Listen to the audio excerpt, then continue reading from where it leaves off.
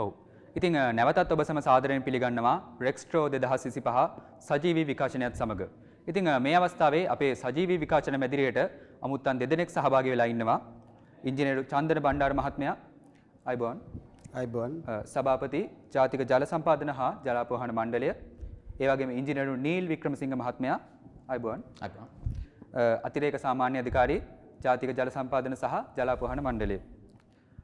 ඉතින් අපි මේ අමුත්තන් දෙදෙනාගෙනුත් මේ රෙක්ස්ට්‍රෝ 2025 වසරේ දැවැන්තම ඉංජිනේරු ප්‍රදර්ශනය ඔවුන්ට මේ ප්‍රදර්ශනය මේ ඉංජිනේරු ප්‍රදර්ශනයේ දැනුනේ කොහොමද? ඉංජිනේරුන් වශයෙන් ඉංජිනේරු ශිෂ්‍යයන්ගේ දක්ෂතාවයන්, කුසලතාවයන් සහ විශ්වකර්මයන් ඔවුන් අගය කරන්නේ කොහොමද කියලා අපි අහලා බලමු. ඉංජිනේරු චන්දන බණ්ඩාර මහත්මයා, ඔබතුමා රෙක්ස්ට්‍රෝ 2025 මේ දැවැන්ත ඉංජිනේරු ප්‍රදර්ශනය දෙපාර්තමේන්තු පහක් යටතේ ව්‍යාපෘති ගණනාවක් ඔස්සේ මේ රෙක්ස්ට්‍රෝ 2025 ඉංජිනේරු ප්‍රදර්ශනය දකින්නේ කොහොමද? ඇත්තටම රෝහණ විශ්වවිද්‍යාලයේ ඉංජිනේරු පීඨය මගින් සංවිධානය කරලා තිබෙන මෙම ප්‍රදර්ශනය ඉතාමත්ම ඉහළ මට්ටමක ඉහළ සාධනීය මට්ටමක තිබෙනවා. අපි දුටුවා. අපි උදෑසන ඉඳලා මේ වෙනතෙක් ප්‍රදර්ශන කොට බොහෝ ප්‍රමාණයක් නැරඹුවා. මේ හැම දෙයකම ඉතාමත්ම ඉහළ මට්ටමේ කුසලතාවයක් ඉංජිනේරු පීඨ ශිෂ්‍යයන් විසින් ඒ වගේම ආචාර්යවරුන්ගේ කළමනාකාරීත්වය ඇතුව ඉතාමත්ම ඉහළ මට්ටමේ ප්‍රදර්ශන කුටි විශාල ප්‍රමාණයක් ගොඩනගලා තියෙනවා. ඒ වගේ ඉතා ඉහළ තාක්ෂණයන් පාවිච්චි කරලා තියෙනවා. ඇත්තටම අපි දකිනවා මේ මොහොතේදී ඉංජිනේරු ශිෂ්‍යයන් විදිහට මේ වගේ පරිේශනාත්මක විදිහට අලුත් විදිහට හොයලා බලලා හිතලා මේ නිර්මාණයන් කරලා තියෙන එක ගැන අපි විශේෂයෙන් අගය කරනවා මේ මොහොතේදී. ඇත්තටම මේ මොහොත වෙනකොට අපි අපේ රටේ යම් ගම් වතුර සම්බන්ධයෙන් එහෙම නැත්නම් ආපදා තත්ත්වයන් සම්බන්ධයෙන් ආපදාවකට පත් වෙලා තියෙන මොහොතක මේ ප්‍රදර්ශනය තුල වුණත් මම දැක්කා මේ වගේ ආපදාවන්ට මුහුණ දීමට හැකිවන්නේ කොයි විදිහටද කියන යම් යම් පරිශනාත්මක ඉහළ තලයේ තාක්ෂණික දේවල් නිර්මාණය කරලා තිබුණා. විශේෂයෙන්ම සිවිල් දෙපාර්තමේන්තුව යටතේ මේ නායම් සම්බන්ධයෙන්, ගම් වතුර ගැලීම් සම්බන්ධයෙන්, ඒ වගේම මේ ජලය සම්බන්ධයෙන් මේ හැම දෙයක් සම්බන්ධයෙන්ම ඉතාමත්ම ඉහළ මට්ටමේ සාධනීය මට්ටමේ ප්‍රදර්ශන කුටි බොහෝ ප්‍රමාණයක් නිර්මාණය කරලා තිබුණා. අපි දකිනවා රටේ අනාගතය තුල මේ වගේ නිර්මාණ තුලින් තමයි අපි ඇත්තටම අනාගතයේදී අපිට විශාල වශයෙන් මුහුණ දෙන්න සිද්ධ වෙන දේශගුණික කාලගුණික විපර්යාස වලින් අපිට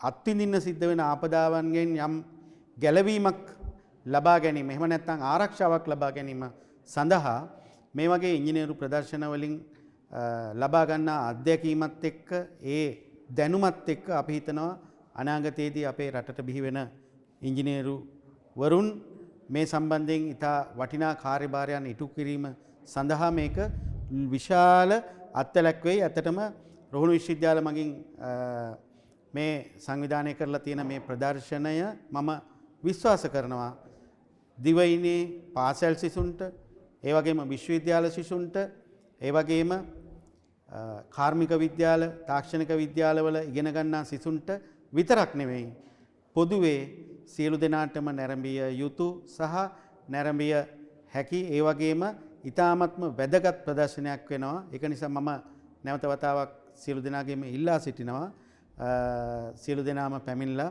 මේක නරඹලා අත්දැකීම ලබා ගන්න, මේ දැනුම ලබා ගන්න කියලා මම ඉල්ලා හිටනවා.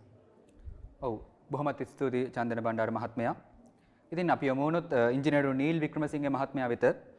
අප විශ්වවිද්‍යාලයේ ඉංජිනේරු පීඨයේ තියෙන තවත් වැදගත් සහ පැරණිතම දෙපාර්තමේන්තුවක් තමයි සිවිල් සහ පාරිසරික දෙපාර්තමේන්තුව කියන්නේ. ඉතින් මේ දෙපාර්තමේන්තුවේ තවත් සිත් ඇදබැද තබා ගන්නා අංගයක් එහෙම නැත්නම් කලාපයක් තමයි ජලය සහ පාරිසරික ඉංජිනේරු කලාපය කියලා කියන්නේ. ඉතින් ඔබතුමාට ජලය සහ පාරිසරික ඉංජිනේරු කලාපය ගැන මොකද හිතුනේ? ඇත්තටම මම මුලින්ම ස්තුතිවන්ත වෙනවා මේ වගේ ඉතා වැදගත් ප්‍රදර්ශනයක් සංවිධානය කිරීම සම්බන්ධව. මොකද අපි ඇත්තටම උදේ ඉඳන් අපි කුටි කීපයක්ම සෑහෙන ප්‍රමාණයක් අපි නරඹුවා. ඒ හැම දෙයකින්ම අපි දැක්කේ ඒ සිසුන්ගේ ඉතාමත් ඉහළ දායකත්වයකින් සහ ඉතාමත්ම ඇඩ්වාන්ස් ටෙක්නොලොජි එකක් පාවිච්චි කරලා ඒ ලස්සනට ඒ සියලුම කටයුතු සංවිධානය කරලා තිබ්බා. ඉතින් ඒ සම්බන්ධව මම මුලින්ම ඒ සියලුම සංවිධාන මණ්ඩලයට අපි ස්තුතිය පුද කරනවා. ඒ වගේම ඔබතුමා ඇහුවා වගේ ඒ පාරිසරික සිවිල් ඒ අංශ සම්බන්ධ වුණොත් ඉතා අලංකාර විදිහට ඒගොල්ලෝ ඒ වැඩ කටයුතු සංවිධානය කරලා තිබ්බා. විශේෂයෙන්ම ඇත්තටම එතනදී අපේ ජාතික ජල සම්ප්‍රදාය ජලාපන මණ්ඩලයේත් අපිත් වෙනම කුටියක් එතන අපි ඒ වෙත අපි ලබා දීලා තියෙනවා. ඉතින් ඒ සම්බන්ධවත් මම යමක් කියන්න ඕනේ විශේෂයෙන්ම ජල පිළිපහදුව සම්බන්ධව අද එතන ඇත්තටම මිනිස්සුන්ගේ දැනුවත් කිරීම ඉතාමත්ම වැදගත්. මොකද අපි එතන අපි පෙන්වුම් කරනවා ජල මූලාශ්‍රයේ සිට ජලය අරගෙන අපි ඒක කොහොමද පිළිපහදු කරන්නේ, ඒකට රසායන ද්‍රව්‍ය මිශ්‍ර කරන්නේ කොහොමද, ඊට පස්සේ ඒවා ට්‍රීට් කරලා කොහොමද අපි බෙදා හැරීම සිදු කරන්නේ. අන්න ඒ වගේ මම හිතන්නේ පුළුල් දැනුවත් කිරීමක් මම හිතන්නේ මේ ප්‍රදර්ශන නරඹන ඕන කෙනෙකුට ඒ සම්බන්ධව හොඳ අවබෝධයක් ලබා ගන්න පුළුවන්. එතකොට ඒ තුලින් මම හිතන්නේ අපිට පුළුවන් ජනතාව දැනුවත් කරන්න. අපි මේ ජලය පිරිසිදු කරන්න කොච්චර උත්සාහයක් ගන්නවද, කොච්චර අපිට මුදලක් වෙහසක් දරන්න වෙනවද, මුදලක් වැය කරන්න වෙනවද. ඒ නිසා ජනතාව දැනුවත් කිරීම ඉතාමත්ම වැදගත් අද තියෙන කාලන අවශ්‍යතාවය. මොකද අද අපි දන්නවා කොච්චර වතුර ජල නාස්ති වෙනවද, වාහන හොදනවා, ගස් වලට වතුර දානවා. ඒ වගේ ඉතින් අපිට ඒකේ ජලයේ අවබෝධකම වැදගත්කම ඒ ට්‍රීට් කරන්න යන මහන්සිය ඒ කොස්ට් එක අපි ඒව සම්බන්ධව මිනිස්සු දැනුවත් කරපුවම අපිට මේක සම්බන්ධ නාස්තිය ගොඩක් අවම කරගන්න ඒක උපකාරයක් වෙනවා. ඒ වගේම තමයි අපි ගත්තොත් එimhe ජලයේ සහ වෝටර් සේෆ්ටි පැත්ත. ඒ පැත්තත් මම හිතන්නේ මෙතනද ගොඩක් අපි දැක්ක හැම තැනම විශේෂයෙන්ම ප්ලාස්ටික් ද්‍රව්‍ය පරිසරයට එකතු කරපුවාම වෙන දේවල් මොනවාද? ඒ වගේම ඇන්ටිබයොටික්ස් ඒ බේත් ඒවා අපි පරිසරයට එකතු කරපුවාම වෙන දේවල් ඒ හානිය. ඒක පැත්තකින් මිනිස්සු ලෙඩ රෝග වලටපත් වෙනවා. අනිත් පැත්තෙන් ඒ ජලයේ පරිසරය ජලය අපවිත්‍ර වෙලා ඒ තුල ජල ජීවීන් ඒ වගේ ගොඩක් හානිකර දේවල් සම්බන්ධව මම හිතන්නේ හසල ඇත්තටම සියලුම දෙනා දැනුවත් කරන්න හදපු හොඳ වැඩ පිළිවෙලක්. ඉතින් මම සියලුම දෙනාට ආරාධනා කරනවා විශේෂයෙන්ම සිසුන් අධ්‍යාපන කටයුතු යෙදෙන සෑම සිසුන්ට ඒ වගේම අපේ ජනතාව පැත්තෙන් හැමෝටම ආරාධනා කරනවා මේ සම්බන්ධව ඉල්ල බලලා මේකෙන් ඒ දැනුමක් අත්කර ගන්න මේක ඉතාමත්ම වැදගත්. ඉතින් මම නැවතත් ස්තුතිවන්ත වෙනවා මේ වගේ දෙයක් සංවිධානය කිරීම සම්බන්ධව. බොහොමත් ස්තුතියි ඉංජිනේරු නීල් වික්‍රමසිංහ මහත්මයාට.